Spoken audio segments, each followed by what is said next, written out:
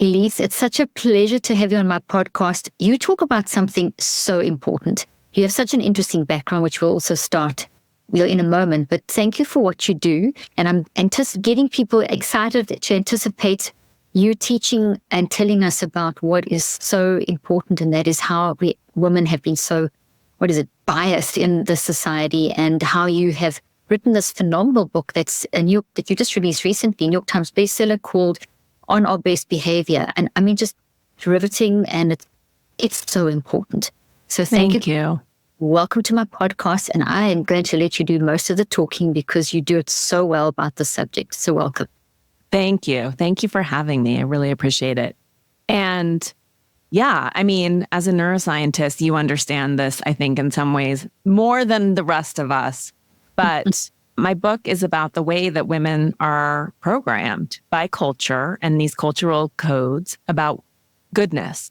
The thesis is really that women are conditioned for programmed for goodness, while men are conditioned and programmed for power. And this shows up in all parts of our life. And for anyone who says, well, goodness is a wonderful quality, it's like, yes, goodness is not necessarily on assault. My point is that this idea of goodness as an externally mediated and judged idea of what it is to be a good woman, whether it's a priest or a parent or a professor or a boss, is very different than I think the goodness that belongs to all of us by birthright intuitively. And our goodness is compelled and performed and in ways that are not conscious to us. We whisper culture into each other's ears. And this is a script that we didn't necessarily choose. We didn't sign up for this newsletter and subscribe. But my book is a gentle peeling back in terms of all the ways that this is actually true and shocking, and really. But it's the matrix. I was trying to sort of expose this, what to some might sound ultimately quite obvious. But I think it's been invisible, though felt. But I wanted to sort of say, no, this is it, friends. This is the playbook that we have all been signed up for, and this is how we're living our lives. You know, Elise, I was thinking if you had brought this book out a few years ago, it wouldn't have been received like it has been received now, because we're ready for this, because it's taken almost educating women to realize, hey, especially in the religious environment, and this is cross-cultural too. What you talk about isn't specific to a culture, it's cross-cultural. It's how women have been put down for centuries, and but you handle it well. You handle it in such a way that you help us to realize the messages that have been literally imprinted. Yeah. And quickest bit of neuroscience here, just to set you off, and I really want to hand over to you and give you a lot of time to talk. But essentially that 95%, I don't know if you're aware of this, but 95% of what we are hearing in our environment, up to even 99%, is going into our non-conscious mind. We're not even conscious of it. And the more we hear something, the more it imprints into the non-conscious. The non-conscious drives everything. And that then puts it into the brain, because the mind is first and then the brain. And if it's established, that's the network that drives us. And then that passes through the generation, epigenetic. Yeah. So this thing of woman passing through generations, and now this generation breaking it up, which your book is part of it, breaking this patriarchy and all that kind of thing, is very real. And we have to learn to do it. We have to be consciously aware, and we have to go through a process of recognizing. So please walk us through to means and your 7 deadly skills and all this. And thank you for that. I am taking that on the road because that is fascinating to me. And I'm actually working on a book about the unconscious and shadow. So we'll talk. But yes, and I think that and you mentioned this puts women down, but then it's also fed to us as like this map to morality and belonging and approval. And it has this veneer as like, aren't these all good things? Again, but it's served to us in a way that is ultimately suppressive and repressive, and I don't think at all aligned with maybe the original intent of these ideas. And we can talk about that as well. But what also happens to women is that we see this external world, and it is looking more and more dire for women. we don't quite understand, like, how are our rights sort of galloping over the horizon, and how are we in a world that's even more uncaring, that has even more contempt for sort of the quote unquote feminine values. I'm not saying those are assigned only to women, by the way, but the feminine values of care and love and nurturance. And I wanted to write this book in part because, as much as of course, I can identify men, super patriarchal men in the world who are part of this, part of propagating patriarchy and keeping this going. There are women, of course, in that mix as well. This isn't as simple as we would have us believe. And so much of this is also internalized patriarchy. And I started the book by recognizing that in myself, the way that I hold up this system, the way I police myself, the way I police other women. And I think until we can take responsibility for that, which requires making it conscious, this is all unconscious. Mm-hmm. I don't think that we can. I think if we could do that, if women could do that, the world would shift. We would get on side with each other. A lot of this undiagnosed feeling, a lot of this ambivalence would start to move. And I think the world could look quite different. I'm very optimistic because, women are amazing. Oh, I totally. Women are amazing. You see some women leaders running all the politics, and we would have society, wouldn't we? Yeah. You give a great example, kind of to maybe just stimulate, because there's so many different things we can talk about. But you give a great example of when you're releasing this book, and you talk about, I'm just going to call it the Boys Club, and how the boys all will help each other and go on each other's podcasts and whatever. And I've released a lot of books, and I know this whole thing, and how mainly men seem to interview men, and not many men podcasters interview women. Fortunately, I've interviewed quite a lot of men, but it's my subject, neuroscience. So people are interested in mind, brain, psychoneurobiology, which people are interested in. But you give that example of how when you launching out on this book, how you spoke to someone, and they actually said, just, you asked, how does some male do this whole releasing of a book thing? And then you commented, they had said back to you, ask. And so you did.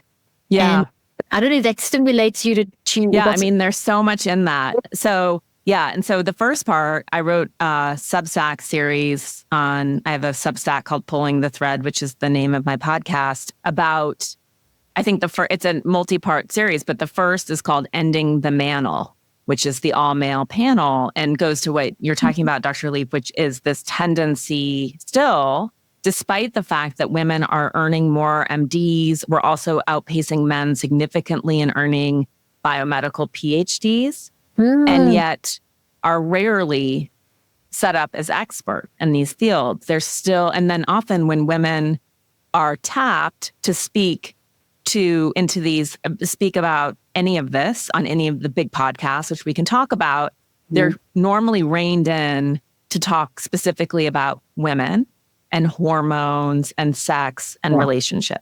Very rarely, sometimes, but very rarely are women allowed to be experts on health in general, inclusive of men.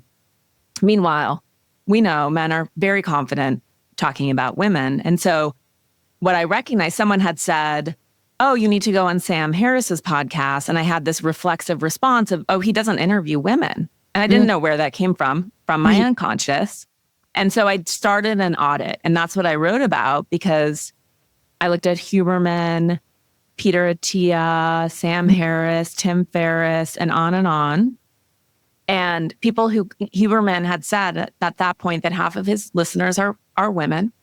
And I think he had interviewed like 8 women in the history of, he's started to interview a few more, but we're talking like 10, the standard is 10 to 12%. Wow. And so that's wild, first of all. And just like this perpetuation of a bias that doesn't actually match reality, but matches the way that we would perceive reality. Like when I tell women that girls and women have been outperforming boys and men in school for a century, and that's a global phenomenon, they're shocked. And yet at the same time, they recognize the excellence of women, including themselves, all around them. Right? But we're still programmed, I think, with this idea that the men really they're the ones who know. Yeah. And that's a whole nother thing. And to go to your second point, and this goes to the book. My book is largely secular, but it's structured around these 7 deadly sins because they're sort of, I realize that they are a script for what it is to be a good woman. They're sloth. I know it's wild, right? I was raised in a secular household, and they're not actually in the Bible either. Pride, envy, greed, gluttony, lust, anger. It's just a list for women. It's a punch card. It's wild. And I write about in the book scarcity in the greed chapter, and scarcity is very real for women, and it's also perceived and something that we promote in our own behavior and this gets close to the chapters on envy and pride, but where we see, oh, well, there's a neuroscientist who's a woman. Well, like if she does well, I can't. So I need to destroy her, deprecate her. I certainly can't support her is a way that we're programmed. And we see that all over culture. So whereas these men with these big, huge podcasts who drown out podcasts like yours and mine, or just Trump, they're just dominant in the top of the charts. They all support each other and run each other sort of through the ranks. You'll see it all the time when you start paying attention. There's no perception of scarcity, and there is no scarcity. They just get bigger.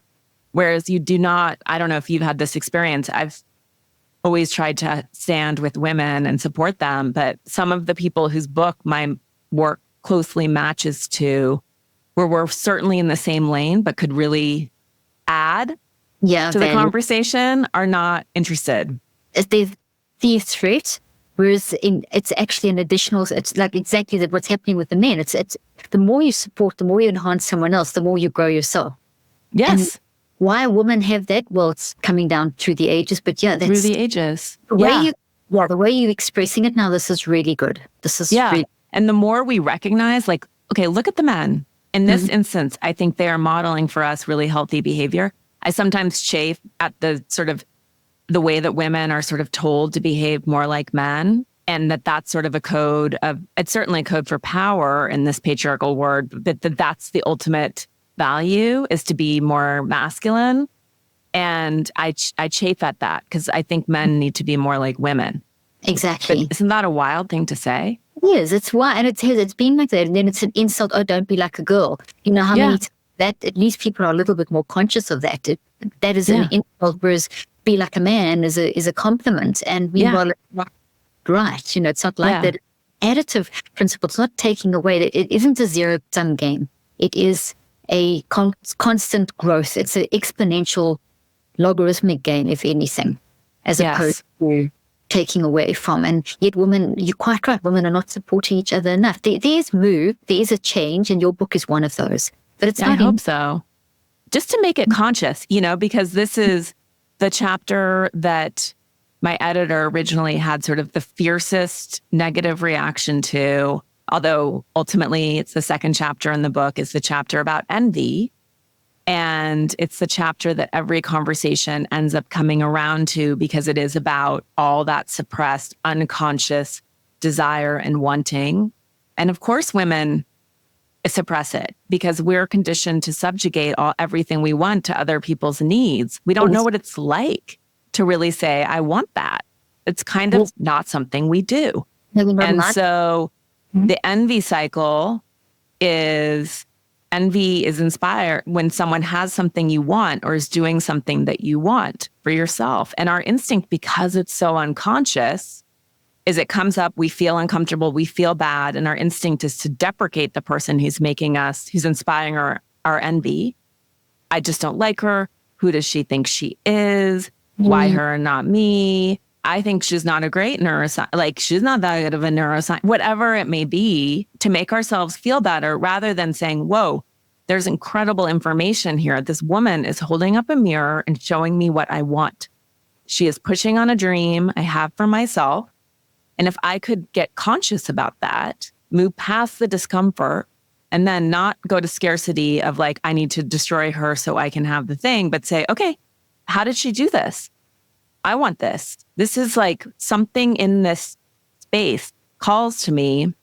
I'm gonna study her. I'm gonna ask her for advice if possible. and I'm going to use this as an opportunity to get bigger. It's not what we've been trained to do. So instead we get stuck in this deprecation, destruction cycle where it becomes very hard. You look at all the female founders, like in 2020 in particular, who sort of people went after them as not good. I will say sort of nebulous, reputational, damaging statements, bad person, toxic coworker, whatever it is, no clear infraction, right? And that these women then just disappeared themselves. And meanwhile, it's like, there aren't that many of us who are daring to be seen and be visible, and we can't lose any of them. No, it's, I hear what you're saying, and I've got 4 kids, and my one daughter, she's read your book as well. She loves it. She's my producer. Yeah. And she always just says she hates it if someone says that, like, if she does our marketing, but she's incredible. And she is very straight, direct. And if someone says to her, she's had people say, don't be aggressive. That's not aggression. It's if it was a man doing that, it's her point she always makes, is if it's a man doing that, it would be seen as a value. But if it's a woman doing that, it's seen as aggression.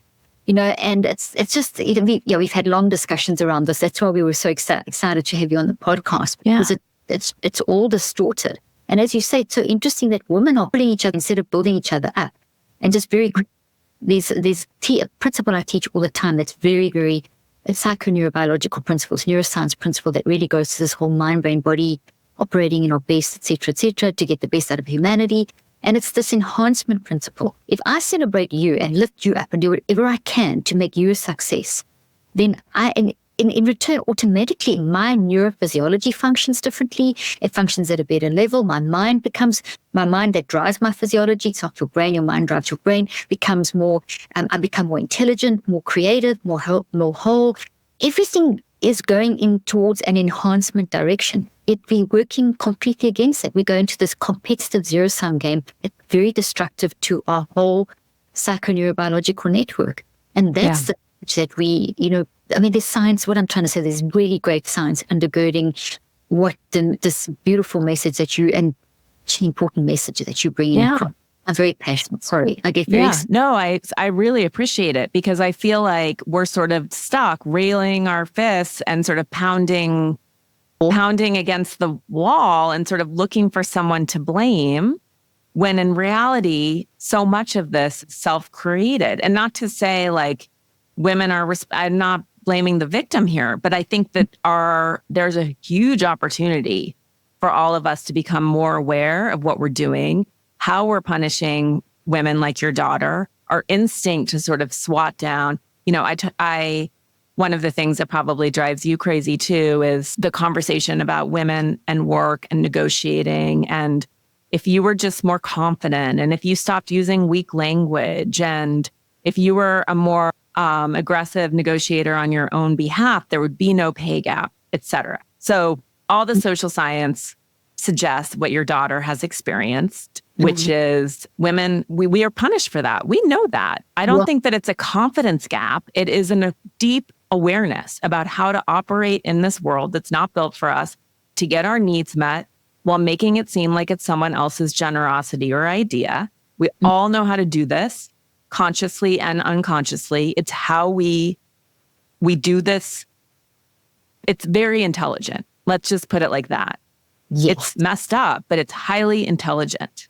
And so when it's fed back to us as sort of our fault, it drives me crazy, because it's like, no, actually, we know better. But the more that we become aware of that and more and super dialed into what we're up to and what other women are up to, and we can start to interrupt that script and hold, because men are part of this too. There's all the social psychology suggests women and men are both punishing towards women in this way. But the more we can point it out and make it really conscious, the faster I think it could actually shift. Oh, of course it could. It's a whole deconstruction, reconstruction process. And what I do is looking at the time frames and how habits form and change happens and how long it takes.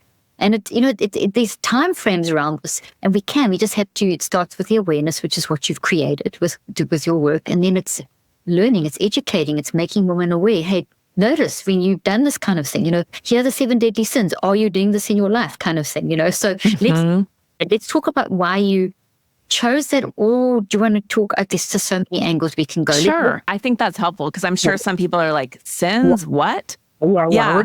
Yeah. And it's not an assault. The book is not an assault on religion or systems of belief, but it's more about how these ideas become culture and the game of telephone that results.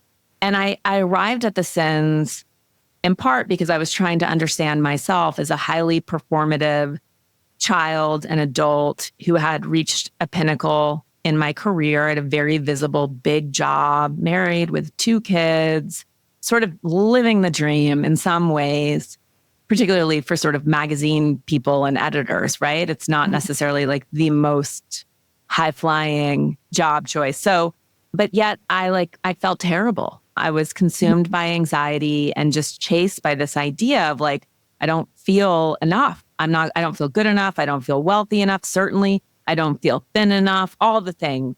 And hoping or assuming that I would get to this point in my life where somehow my achievements would solve all my emotional problems, which I think most people don't realize that they do, but we all do this. And I was like, there's no finish line and that says like, you're good, literally. And so then I got really curious about what is it to be a good woman? And I came up with this. Let me tell you what I think a good woman is in our culture. Okay. A good woman is never tired. A good woman subjugates her wants to other people's needs. In fact, she doesn't really have any wants. It's not really part of her lexicon. There might be things she would like, but not want. A good woman needs no affirmation, praise, or attention. A good woman has no appetite. She's completely disciplined and obedient to size. She's quite small, Dr. Leaf, A good woman is very sexy, very desirable, but not desiring, not sexual. A good woman doesn't really talk about money, thinks it's kind of base and gross, recognizes she's not very good with it and really should have a better budget, but she's also the household CEO and it's her job to support the American economy. And let me add, a good woman is never upset about any of this. And those are the sins. That's the sins. That's how it shows up in our lives. And it's kind of wild. And as I went through it, I was like, is this true? So I was like, oh my God, this is deeply true and felt. Mm-hmm. Oh, and scarily so. So yes. So you've taken those and you've counted them. You've actually, it reminds you of that Proverbs 31 woman that gets so often quoted. And I'm also not trying to bash religion or something, but that is all these distortions of truth, because none of that is real, of what none of that's real. And that just creates. No. And for people who love Jesus, I like Jesus to really come to love Jesus. I was raised Jew and my mom's a recovering Catholic. The sins weren't in the Bible. So there's no need to defend them. They actually came out of the Egyptian desert in the 4th century at the hands of this Egyptian monk named Evagrius Ponticus. He's also credited as being an early father of the Enneagram. And there were these 8 sort of distracting thoughts. They were called demonic thoughts, but it was this idea of like a daemon or a distraction. They would keep you out of prayer. And he made this little chapbook of scripture to be used against these distracting thoughts. And then they traveled around for a couple of 100 years. And then in 590, Pope Gregory turned these 8, he dropped sadness, which is one that I actually include in the book in the context of how it's the refusal to feel sadness destroys men. But he turns them into the cardinal vices in this homily, and he assigns them all to Mary Magdalene, who is described in the New Testament as the one from whom Jesus cast 7 demons, which again had a different meaning. And it's never said what those are. And I think he was balancing her chakras. Yeah, so he refers to her in that way. So Pope Gregory says that the 7 cardinal vices, that's what Jesus exercised out of Mary Magdalene, that she's the same woman who anoints Jesus's feet with her hair, and that woman and Mary Magdalene, different women, but no bother, are a prostitute. And he also had lifted the prohibition on iconography. And so you see all this religious art to start to happen. And it's often Mary Magdalene in red, clutching at Jesus. And if you also, people who read the New Testament will know she's the one to whom he presents after he has his resurrection. He gives her his first teaching. So she's really the first apostle. But in that moment, Pope Gregory turns her into a whore, and she wore that reputation until the 80s, when the Pope at the time said, oopsie daisy, we got that wrong. And then in 2016, Pope Francis made her to the apostle to the apostles, which is kind of a made up thing, but she's really the first apostle. And yet she was destroyed. Her reputation was destroyed. And we know how it's like a masterclass in what we do to women, and then try to resurrect them. That is fascinating how you put that. That's really, I hadn't thought of it quite in that way, although I know a little bit of that history, obviously, but that's fascinating how you put that. Fantastic. Okay, so in your book, you actually take these and you show the truth.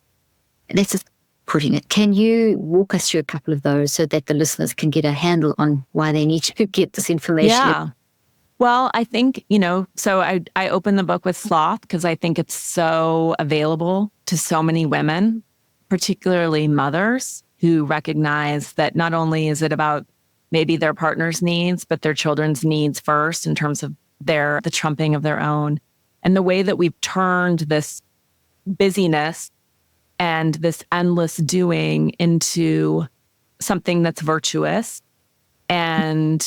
But the reality is that it's almost like a numbing technique to keep us from feeling all of our feelings. And the more that we can sort of tap into it or recognize that that's what we're up to and figure out what we could actually stop doing. For me, it was a recognition, as much as I would blame all of my doing, sitting next to him, not watching any TV show or movie for more than 20 minutes, typing away while we're watching because I'm so busy doing so many other things. And he obviously doesn't have this problem. And recognizing at a certain point, I can't really be resentful and angry at him because he's not requiring that I do any of this stuff, that our house meet a certain standard of cleanliness, that the food that our children eat be home cooked and of like high nutritional value. This is my own cattle prod. And I need to attend to it, and I need to delegate. I need to let him move in and take things off of my plate instead of ensuring learned helplessness on his behalf. And that this is about control for me and certainty, and that I need to attend to that and let it go. And that this is neuroscience too, that the unconscious is, as you said, so much more powerful than the conscious mind, but that when we are frantically doing, we're not letting our unconscious up, and we're not, all the brilliant breakthroughs happen typically from idle white men who are like on a walk or whatever, doing something leisurely, gambling around, letting their unconscious come up. And when we are so busy, we don't have time for those massive breakthroughs in thinking. So you've hit on something that's so important in the world of psychoneurobiology, and I'm going to give you a little support hint over here. When we talk about the unconscious, we're actually talking about when we're asleep. So the word you're looking for, which is the correct word, and there's nothing wrong. The fact that you've said that is because how to put forward in psychology, it's actually the non-conscious. That's where interesting. Yes, so it's the non-conscious, and that's where all this incredible wisdom that we have inside of us is. And there's all these things that, like our best friend, it's finding all these things that everything goes in, and then we neutralize a certain amount, and then there's certain things that get stuck there, and those get put into our subconscious and come into the conscious mind for us to be able to pay attention and fix them. And so what you've done is you've taken these imprints that have landed in our unconscious mind, that our unconscious mind as women and men as well that are aware of this are saying, hey, this is not right. And you've put them into the subconscious, which is like a doctor's waiting room. And then you've brought them now into our conscious mind with the book that you've written. So anything that makes us aware of something, now we can actually question, hey, let me go question. Let me look down and connect in. Do I have that? Is that right? And you're encouraging science there, but that's what you're helping us to do with these deep-seated networks that have been built into the non-conscious that are then, the mind is separate from the brain, and that in the brain and the body. So you have this network and it drives us. So what you are helping us to do is to pay attention to the signals in the conscious mind, dive deep into our wisdom of the unconscious, find where it was started, deconstruct and reconstruct. And in doing that, you rewire the whole mind, brain, body network. And that's going to take time, talk, and working at it. And each of us individually doing the work that you're telling us to do is, look at these things. Look at what you said there. You said something so relevant. You said it's not your husband wasn't expecting you to go and, cook the perfect meal and be the perfect, sit and produce 17 books while everyone else is watching TV. No, you chose to do it because you were going on a driver, and that driver came from epigenetically, has come down from generations and generations, and it's in the culture, so it's in every day reinforcing that network. So what you're doing is teaching us to challenge that particular network. So I'm giving you some This is so fascinating. Can I ask you a question, which I feel like is relevant? Because, and when I talk to primarily groups of women, it's been very difficult to get men to engage, but I'm going to get them someday. But, they're like, what do we do?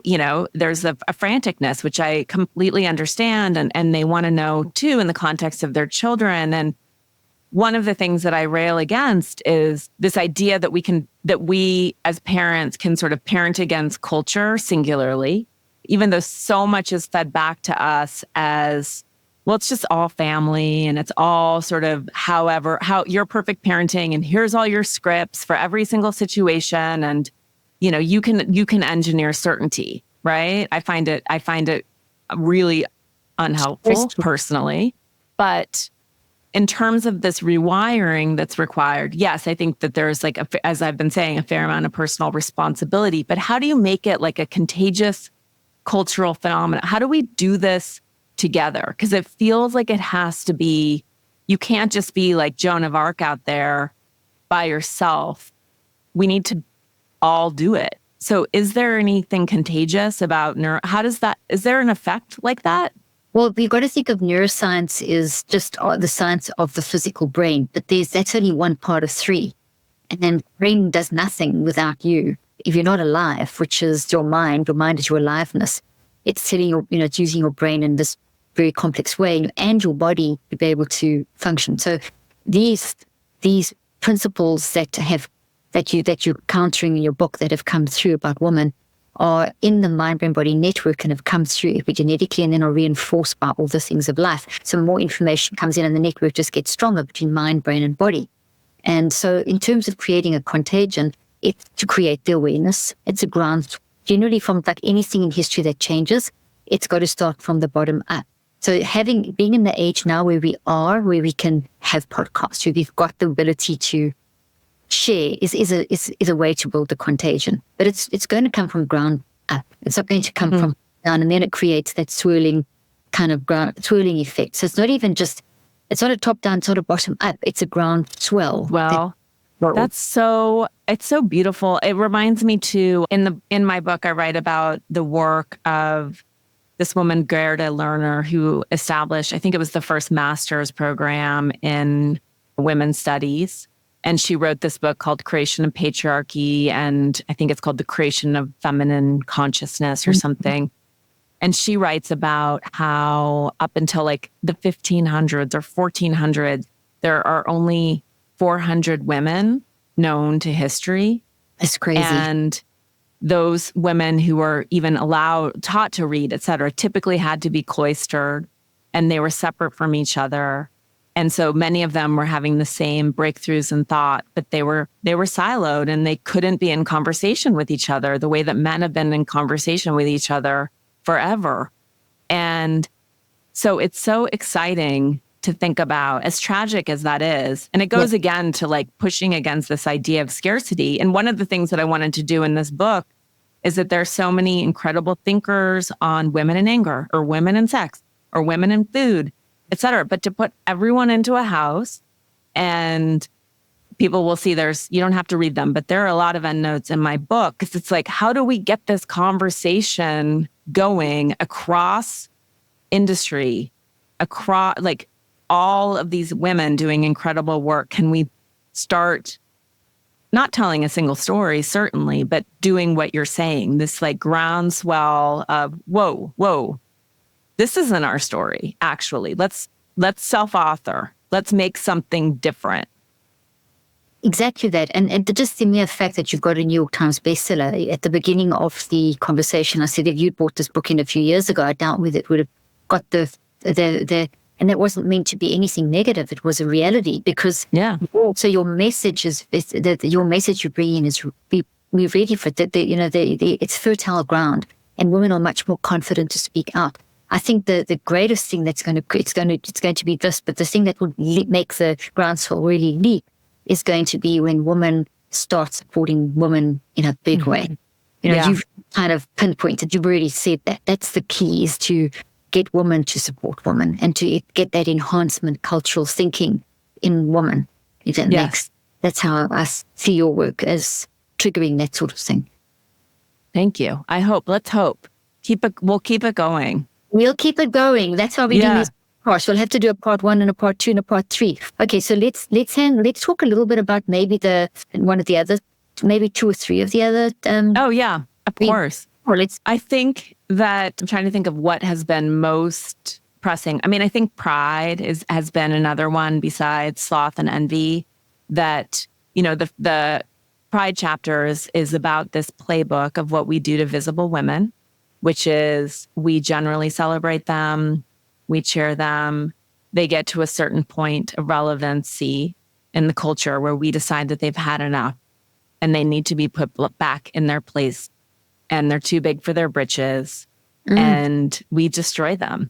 And this is a playbook I think we all recognize. I write about like Anne Hathaway, sort of when she was on her descent, and Jennifer Lawrence was on her ascent, and the Hatha haters that like came out for Anne Hathaway for, quote, being too earnest and being a theater dork and wearing a dress that they didn't like. I mean, and the whole thing was wild, actually, when we go back and look at these things. There are a million examples throughout culture. And then Jennifer Lawrence, who at that point was like, tripping down the stairs and so fun and fresh. And then people came for her eventually. So, and we can say, and I think that many of us do, this doesn't matter. These women are famous. They deserve it. Spare me the sympathy. But it happens to female founders. It happens in communities, and it's the tall poppy syndrome. And it's our daughters are watching. We're watching. We're all. This is why I ghost wrote 12 books and worked for brands behind the scenes, because I had internalized, do not draw attention to yourself. You will be destroyed. Wow. Meanwhile, I think, particularly right now, we all recognize that we are individually gifted, completely distinctly abled, and interested mostly in things that are maybe convergent, but like we all have our thing. And we are at a point in time where it is incumbent on all of us to share our gifts with the world. And your gift might be pressing flowers. I don't know. Your gift, there's like, your gift might be in baking. Your gift might be in neuroscience. I think also we could start to sort of stop valuing contribution according to our patriarchal system, which is predicated on power, oppression, control, money, etc., and really all start showing up with our gifts. The world would also look different. But why would any of us want to do that? in this particular culture. But that's another one that I think people have really been like, oh, right. And that's very correlated with envy, because people are worried if they're celebrated or seen or affirmed or in any way that they'll inspire envy, and it's part of that whole takedown cycle. There's something when I write about identity and stuff, which I've done books on and whatever.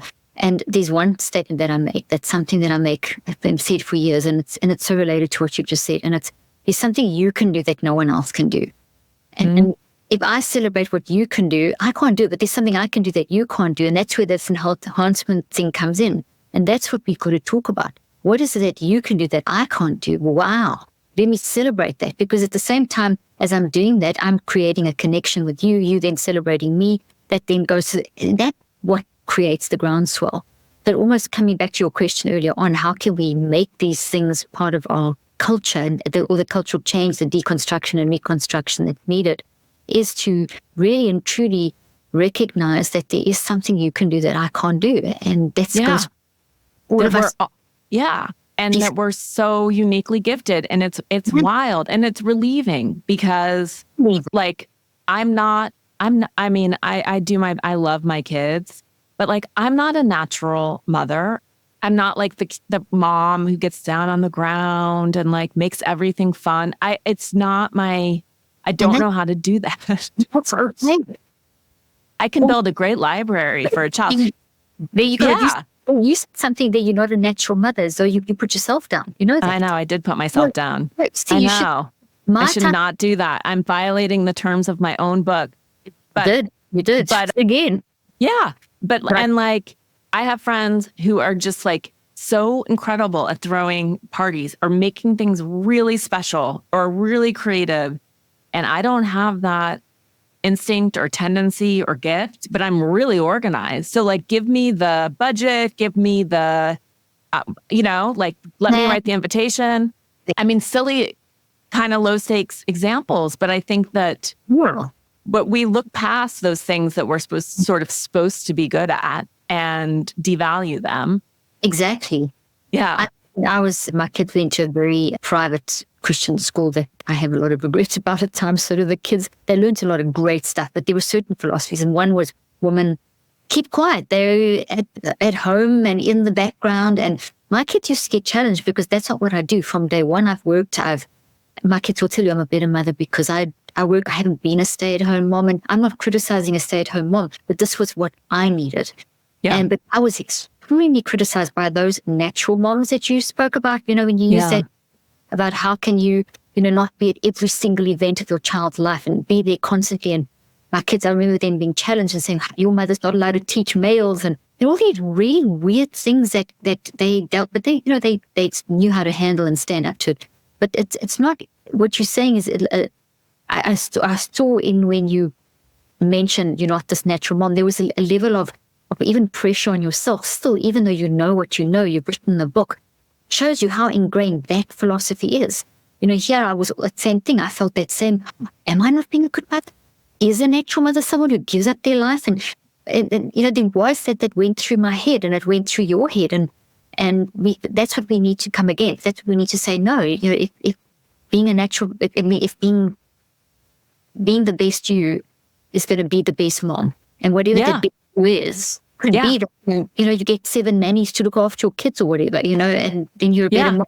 No, I think like a self-expressed a mom is a woman is a great mom, regardless of sort of where she does her primary work. And I think I'm a much better mom because I have help and because I have my career. And if I had sort of been compelled to only do that, where I don't think I'm as I don't think I'm as gifted, it would have been not as good for my kids, because I would feel upset and resentful and all of that.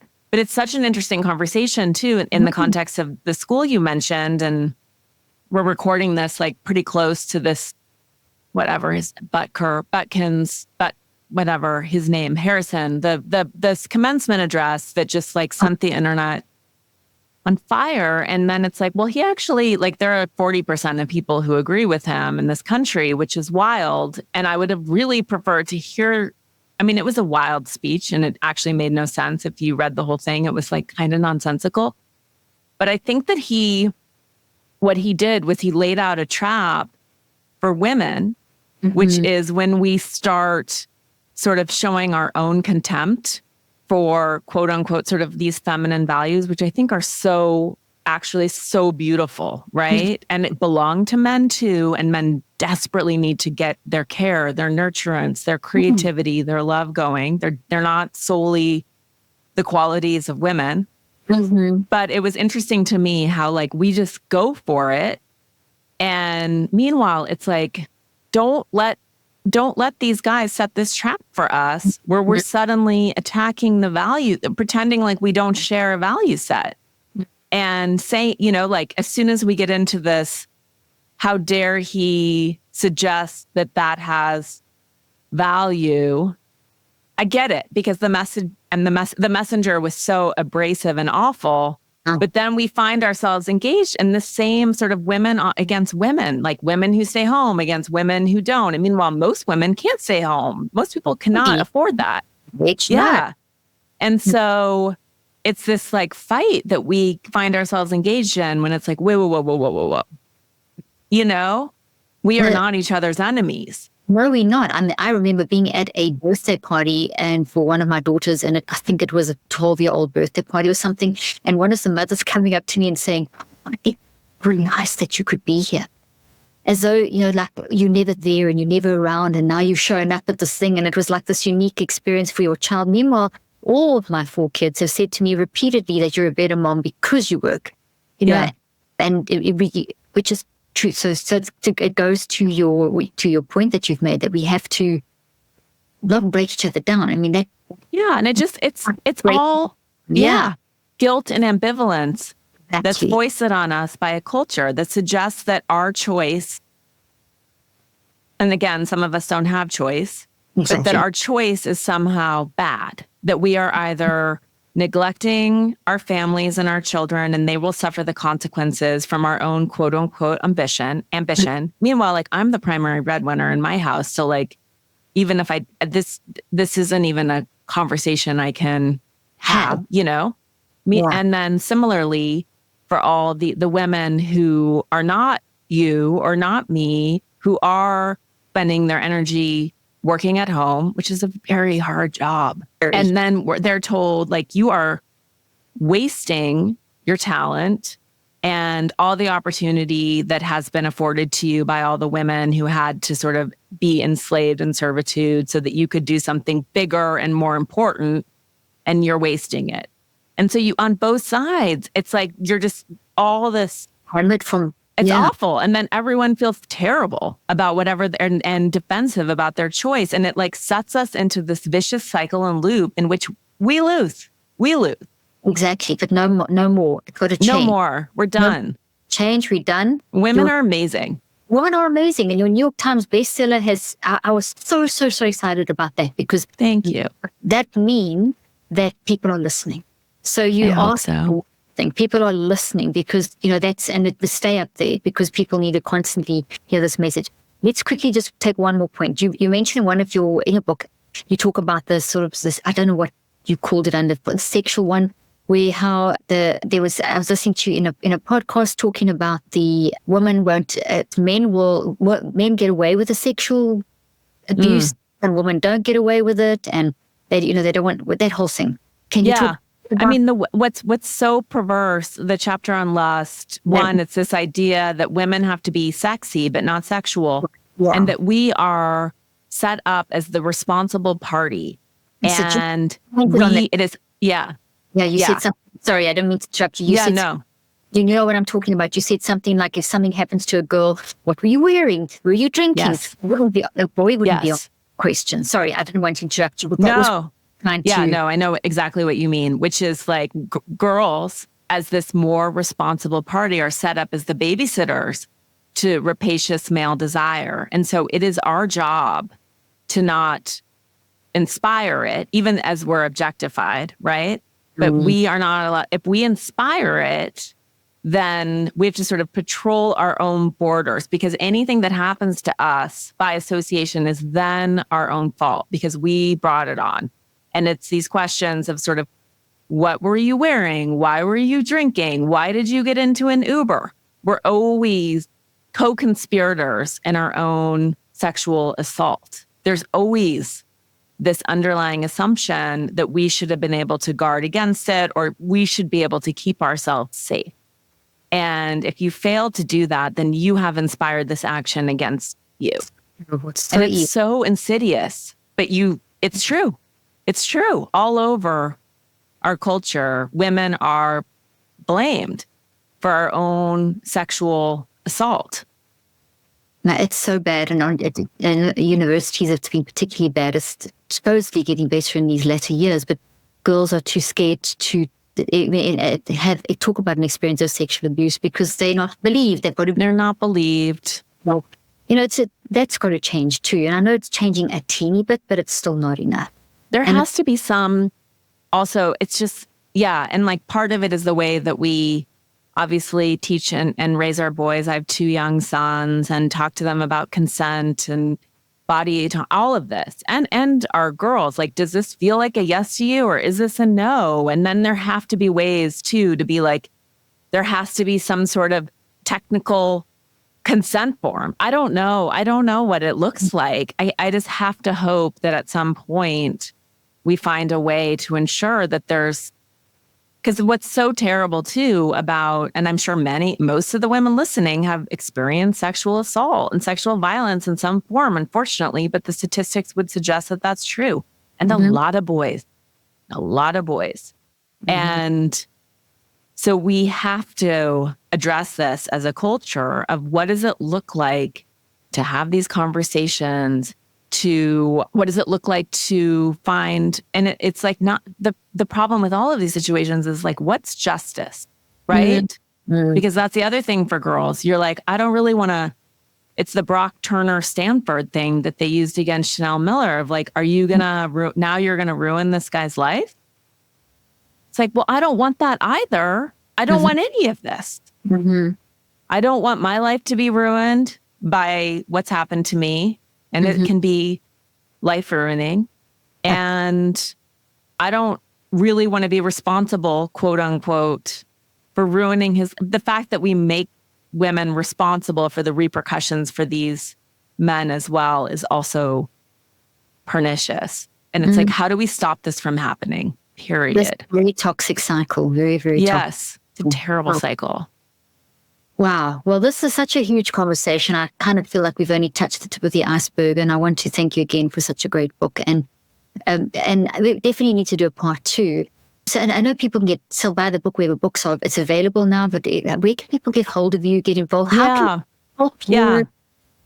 So the book is On Our Best Behavior, The 7 Deadly Sins, and the Price Women Pay to Be Good, available wherever books are sold. And I'm on Instagram at Elise Loehnen. I have a podcast, which you obviously need to come on, called Pulling the Thread. And I have a Substack called Pulling the Thread. It's at eliseloehnen.substack.com, which is a weekly newsletter about lots of topics like this. So come and hang out. It's a good crowd. It's a good crowd, and this is how we create the groundswell when we all help each other. Well, you and I are certainly going to do that. We'll set the standard going right now. And yes, thank you so much for joining me today. And it was really great. I loved our conversation. And same, loved. Thank you. Thank you so much. It's been amazing.